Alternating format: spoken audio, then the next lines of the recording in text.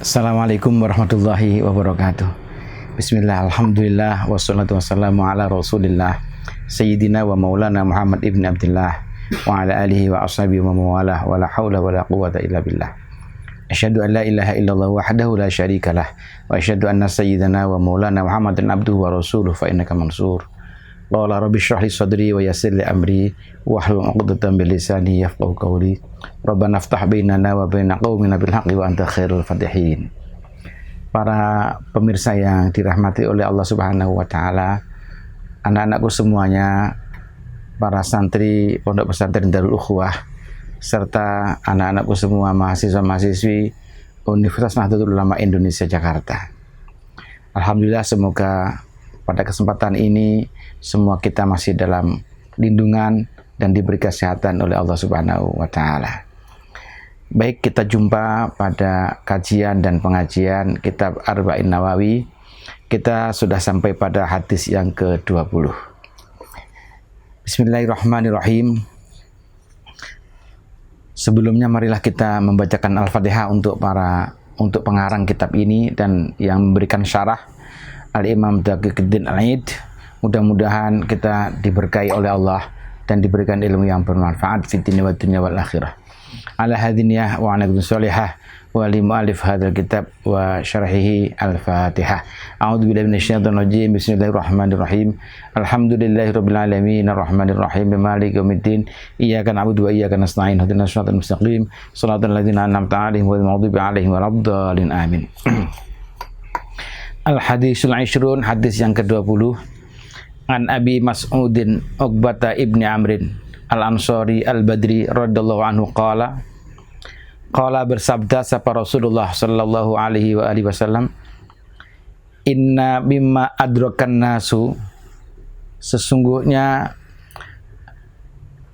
ada beberapa yang ditemukan oleh manusia min kalamin nubuwati, dari ucapan-ucapan Nabi al-ula yang pertama.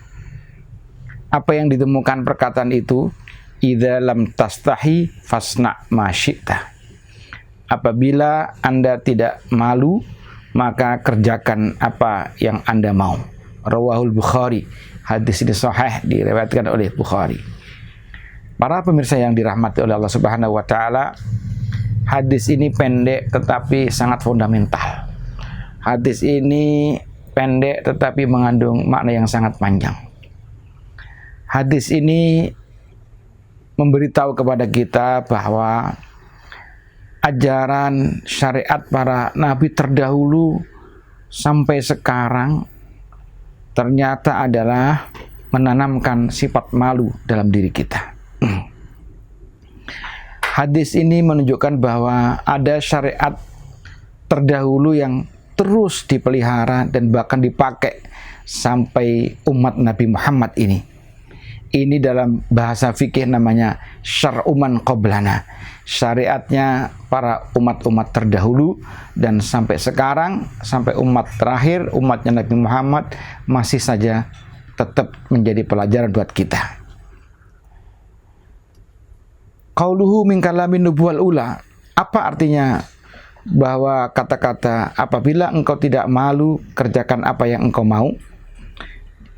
Artinya annal haya'a lam yazal mamduhan mustahsanan ma'muran bihi lam yungsah fi syara'il anbiya'il awalin, bahwa malu itu sampai sekarang masih saja terpuji, dianggap baik dan disuruh oleh agama dan tidak dihapus fi syara'il anbiya'il awalin, di dalam syariat-syariat para nabi-nabi terdahulu.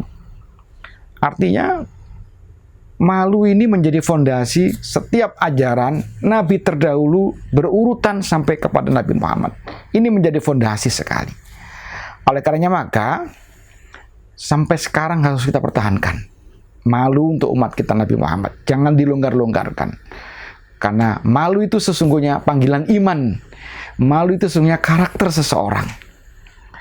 Kemudian apa maksudnya idza lam tastahi fasna ma syi'ta? Apabila kalian tidak malu, maka kerjakan apa yang engkau mau. Ulama berbeda pendapat atau ada dua pendapat menurut para ulama. Ahaduha ayyakuna kharaja bilafzil amri ala ma'nal wa'id wa tahdid walam yurad bihi al amru.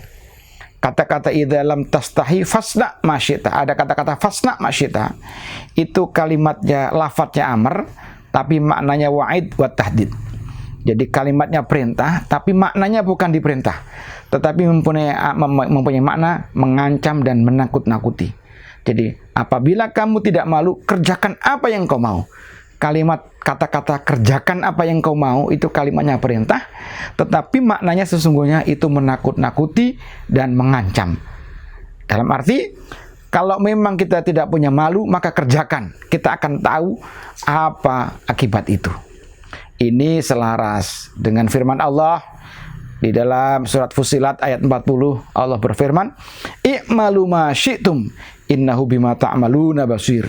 Lakukan apa saja yang kalian mau. Sesungguhnya Allah akan mengetahui apa, dan Allah mengetahui apa yang kalian kerjakan. Jadi i'malu ma syi'tum ini walaupun kalimatnya amr, tapi maknanya adalah al-amru lit-tahdid, al-amru lil-wa'id. Perintah dengan makna mengancam dan menakut-nakuti. Itu yang pertama. Yang kedua, al-wajhu tsani annahu ma'nahu i'ti kullama lam yastahzi. Kalau minhu idza dhahara fa'iluhu, ya kalau memang ada kebaikan silakan. Artinya itu kalimat khabar.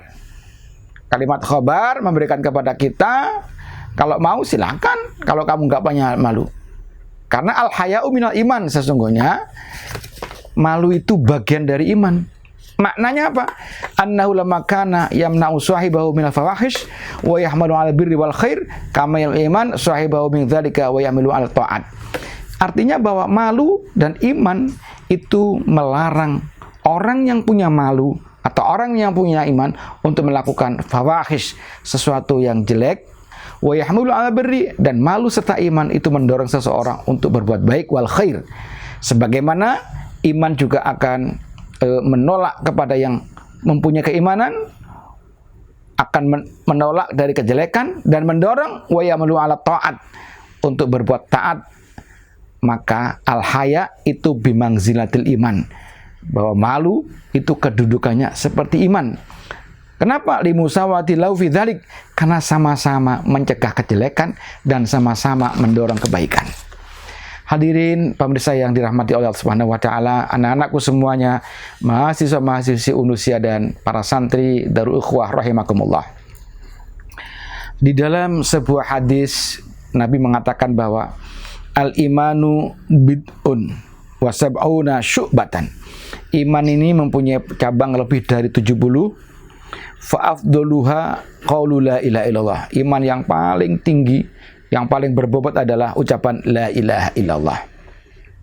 Wa adnaha imatatul adha 'anit thariq, dan iman yang paling rendah ciri-cirinya adalah apabila ada duri, apabila ada sesuatu yang menyakitkan, kemudian kita dengan tanpa pamrih dan tulus kita menghindarkan sesuatu yang mara bahaya di jalanan. Wal haya'u syu'batun minal iman, dan malu itu bagian dari 70 cabang keimanan yang dikatakan oleh Nabi Muhammad SAW. Para pemirsa, Nabi juga pernah mengatakan untuk kita semuanya bahwa innallaha azza wa jalla hayyun sitirun yuhibbul haya was sitra. Sesungguhnya Allah Subhanahu wa ta'ala itu adalah maha pemalu, maha menutupi, dan Allah mencintai malu dan menutupi. Fa idza ightasala ahadukum falyastatir, maka kalau kita akan mandi, hendaknya lah kemudian kita segera menutupi aurat kita. Nabi pernah mengatakan juga, ala astahyi min rajulin tastahyi min malaikah. Apakah saya tidak boleh untuk malu kepada orang lain, di mana malaikat juga malu kepada orang itu? Dari hadis ini kita tahu bahwa ternyata malaikat juga punya rasa malu. Allah tadi maha pemalu, kemudian malaikat juga malu kepada seseorang, maka Nabi juga malu kepada seseorang itu. Inna likulli dinin khuluqan, kata Nabi, setiap agama itu punya perangai, punya akhlak. Wa khuluqul islami al haya'u, dan akhlak inti Islam adalah punya rasa malu. Para pemirsa yang dirahmati Allah Subhanahu wa taala, Nabi bahkan dalam sebuah hadis juga dinyatakan, karena Nabi sallallahu alaihi wasallam asyaddu hayaan. Nabi itu orang yang paling sangat pemalu. Bahkan dibandingkan daripada minal adra'i fi khidriha, dibandingkan dengan seorang gadis yang cantik fi khidriha, di dalam kamarnya, di dalam kamar pingitannya, Nabi lebih malu daripada perawan itu. Subhanallah. Oleh karenanya maka Nabi mengajak kita untuk menjadi orang yang pemalu. Malu karena Allah Subhanahu wa taala, malu karena dilarang oleh Allah Subhanahu wa taala, dan malu karena memang dilarang oleh Rasulullah Nabi kita Muhammad sallallahu alaihi wasallam. Al-haya'u minal iman. Malu bagian dari iman. Wal imanu fil jannah. Dan iman itu tempatnya di surga. Sebaliknya wal bada'u minal jafa. Omongan kasar, omongan kotor itu termasuk dari kekasaran. Wal jafa'u finnar. Dan orang yang senang dengan ngomong kotor dan kasar, tempatnya ada di neraka. Subhanallah.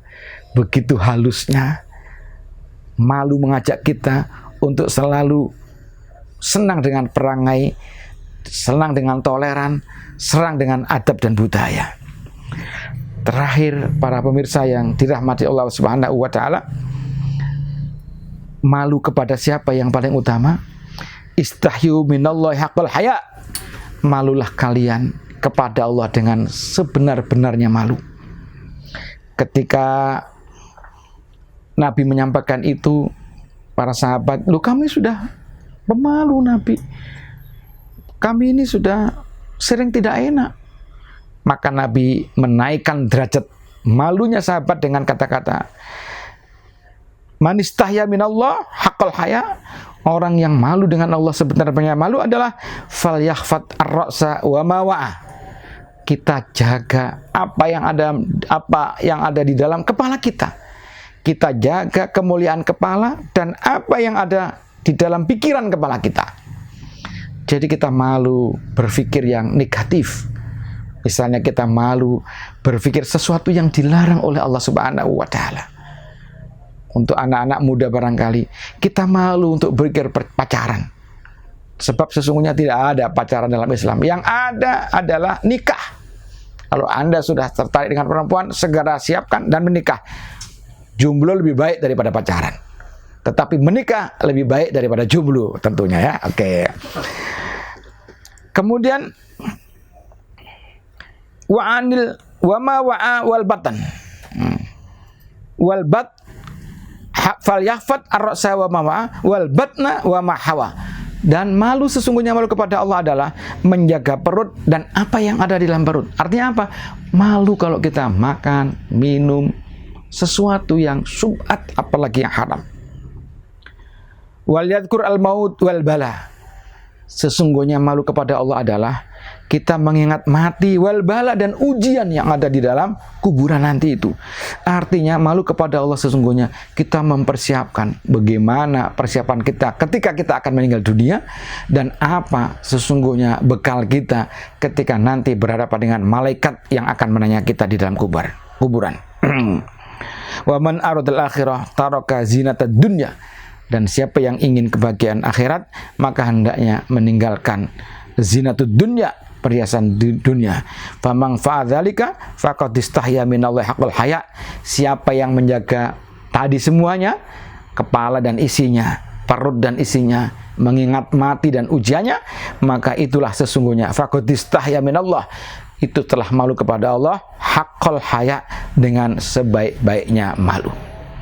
Para pemirsa yang dirahmati oleh Allah Subhanahu wa taala, dunia semakin maju, peradaban semakin longgar, pergaulan semakin bebas. Oleh karenanya maka jangan ikut arus ke barat-baratan dengan budaya yang tanpa batas. Jangan anggap remeh, apalagi pergaulan masa sekarang. Maka sesungguhnya pergaulan yang tidak punya malu, membonceng laki dan perempuan tidak muhrimnya tanpa malu, saya kira itu termasuk melanggar sabda Rasulullah seperti ini. Meskipun barangkali sudah menggejala, sudah mewabah, meskipun dianggap sudah biasa laki dan perempuan naik motor bersama-sama, misalnya berjalan bersama-sama, maka sesungguhnya ingatlah bahwa apabila ada laki-laki dan perempuan berdua-duaan, sesungguhnya yang ketiganya adalah syaitan. Maka wala taqrabu zina, orang yang pacaran runtang-runtung berdua laki dan perempuan, itu sesungguhnya termasuk kategori firman Allah, jangan dekat-dekatlah kalian dengan zina. Innahu kana fahisyatan wa sa'a sabila. Maka pacaran atau dekat-dekat zina itu adalah sejelek-jelek jalan. Usikum wa iyaya bitaqwallah. Semoga anak-anakku semuanya, kita semua semakin bisa menata pergaulan dan diri kita. Marilah kita malu kepada Allah, malu kepada Rasulullah, dan kemudian malu kepada sesama manusia. Ingat, malu adalah tabiat dan perintah agama-agama dan nabi terdahulu yang kemudian dikekalkan kemudian kepada nabi-nabi selanjutnya berikut-berikutnya sampai kepada Nabi Muhammad sallallahu alaihi wasallam. Siapa yang punya rasa malu tebal, maka imannya juga tebal dan tempatnya adalah fil jannah. Tetapi wal bada'u minal jafa, siapa yang senang ngomong kotor dan tidak malu, maka berarti dia senang dengan kekasaran.